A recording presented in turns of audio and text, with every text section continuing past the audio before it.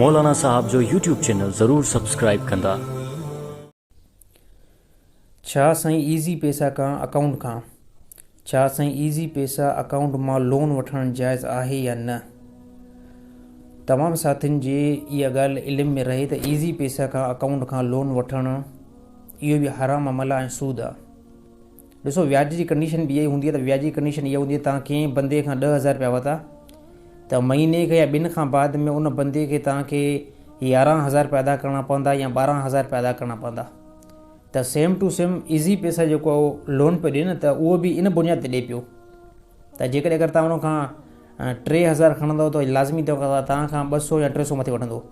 6,000 खणंदव त ओतिरा पैसा जेको मथे वठंदो ग़ालिबन 600-500। ऐं इहे जेकॾहिं 10,000 उन खां ईज़ी पैसा खां लोन तव्हां वठंदव त उन ते तक़रीबन 1,000 ताईं उन खां तव्हां खां लोन वठंदा।